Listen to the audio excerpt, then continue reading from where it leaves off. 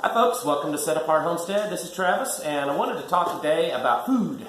Food storage, where to buy it, and a tip that kind of works for us to save money so that you can have that extra money you need to buy your food preps.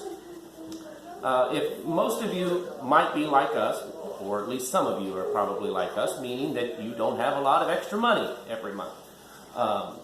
So especially if you choose this lifestyle where you buying land, living off the land, that sort of thing, you may have to give up other things in your life. So one of the things that we're pretty tight on is food and trying to make it last and save money, but yet have good, high quality, nutritious meals. And so one of the big tip that I tell people, and this is going to save you money. It's going to help you, build your food preps better. It's also going to provide you a better quality and more nutritious food, and it's also good training for when the poo-poo hits the fan, and that is learning to cook from scratch, whole foods from scratch. Stop buying things in boxes, processed things, instant meals, things like that, because you're not going to be able to go to the store and get those after the balloon goes up. And for living out here as far as ways we do, we don't want to be going to the store all the time. It's an expense. It's a half hour to 45-minute drive one way to a grocery store. So we buy food in bulk as much as we can, and then that's also how we are able to build up your food supplies. When you do that, you can actually save money. I've looked at national averages of what families spend on groceries nowadays, and it's just astronomical what some people pay on their grocery bill. You can cut those costs down if you learn to cook with whole foods and from scratch, meaning that you're buying things like bags like this you can buy, and when you buy things in bulk, you're also going to pay a little bit less for them. So then you take that extra money that you're saving by not having to buy prepackaged, pre-cooked frozen meals, and then you take that and you put that money towards your food preps of buying your long-term food storage items. And then I also wanted to talk about where you can get this stuff. Obviously your grocery store is a place, they may not have, and some do, but they may not have stuff in bulk, although some grocery stores do. And then of course you can just buy smaller quantity items or smaller, individual boxes of pasta like that. But there are places that you can buy things in large bulk and you can get the price down quite a bit. There's a few places online that they do, or they are a catalog service, where you can buy things, and they're typically more natural food, organic foods, but they do carry things in bulk.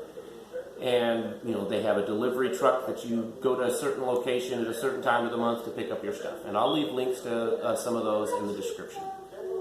Another place to check are any stores that sell things in bulk items. If you see things like, this is an example of some rolled oats. If they sell stuff like this, there's a good chance they may not have a 50-pound bag of it out on the shelf, but there's a good chance that that's how they got this. And if you talk to them, say, hey, if I wanted to buy 50 pounds of those oats, what kind of deal can you guys do that? And a lot of times they will.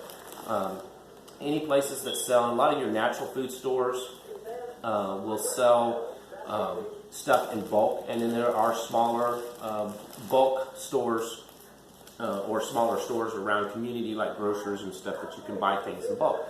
But talk to your grocery store and see what, maybe kind of deal if you buy a certain amount. They might be able to cut you in on a pretty good deal, especially if it's a smaller, locally owned type grocery. Now, if you're going to some big store, they're probably not going to be able to do that. And so that's one way that you can get your stuff. And then, of course, there are just places that sell bulk items that you can get, and even some farm and feed stores, you can buy certain types of food through them in bulk. We went to one today, and I wanted to give you some examples of what we bought and what the type of stuff that you can find. Now this one, this is another tip. If you live in an area where there are Amish and Mennonites, very common, this is not, I don't know what the term is, I'm not singling them out. It's a fact that a lot of times Amish and Mennonites own grocery stores, family-owned grocery stores. It's very common in their communities that they have a grocer. Even the Amish, even old order Amish will have them. They may just be in their barn. And then some of the Mennonite ones may be more modern and have electricity. But it's very common for Amish and Mennonite. And a lot of times what they'll have are discount grocers or bulk food grocers. And I saw, if you live in an area that have Amish and Mennonite, check around and ask around with them or some locals, and you can find that just about, and there's a lot of Amish and Mennonites in Missouri. In just about every one of their communities, there is some Amish or Mennonite store. There is a Mennonite store near us, and it's a large, fairly large grocer in comparison to the typical Amish and Mennonite grocery store. And they sell discount grocers, meaning damaged, scratch, and dent type items, and then they also sell bulk items. Here's something. This is powdered sugar, organic powdered sugar. It is 3.6 pounds, and we paid 58 cents for it. Organic powdered sugar, 58 cents. Potatoes, 50 pounds of potatoes for $10. And they're good. They're not old, rotten, or anything soft or anything like that. 50 pounds of potatoes for $10. This was my find. Spaghetti pasta. We bought 20 pounds of spaghetti pasta for $11. Then also, we picked up some sugar, flour, oats. Wife got a lot of spices and seasonings and stuff. So these are some examples of things that you can find, and I'm sure a lot of you, especially your old, your top hat preppers out there that have been doing it for years, they already get this. And this is more maybe for the newbie, and it's also for people that just starting a homestead, because this is one of those big overlap areas. This is very good for if you're homesteading and living off the land, self-sufficient, that sort of thing. Look for these places in your area, and like I said, don't be afraid. If you're wanting to buy large quantities, if you're wanting to buy 100 pounds of pinto beans, and there's a store that may sell them in bags like this, where they bag them up. This has just got a little twisty tie and they bag them up. Talk to them and say, hey, if I bought like 100 pounds of those, would you guys cut me a deal on them? And so it's very common that you can do that. And then also look for places like the one that we went to. Discount grocers, grocery stores owned by Amish and Mennonite are very common. I'm not sure up in the Northeast. I know there's Quakers, and there's some similarities there. I don't know if it's the same there, but I know out here in the Midwest, pretty much every Amish and Mennonite community has some type of little grocery store. All right, that is all I have today, talking about food. And, it doesn't take as much money as you think. I know if you sit down and you look, you're like, man, for 2-year food supply, my family needs this much food. Oh my goodness, we're going to have to take out a loan to buy that. It's really not that bad. And you just every month set aside a certain amount of money to add to it. And it's also, it's your priorities.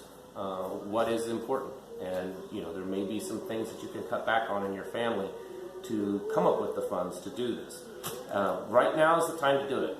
There are things happening all over the world that, and in our own nation, that is a little unnerving, scary, crazy. And so you need to be stocking up on things. And also right now, food is about as cheap as it's ever been for Americans. So get out there and stock up. This place, if anyone lives in close to me, this place that we went to is in Kabul, Missouri. It's a little bit of a drive for us, but it's definitely well worth it. Kabul, Missouri, it's called Shetler's Discount Grocery. There's also one in Norwood, Missouri. So if you live in like south central Missouri, that's a couple of those. They're both the same grocery store owned by a Mennonite family. All right, thank you guys and gals for watching, and I'll catch you in the next video.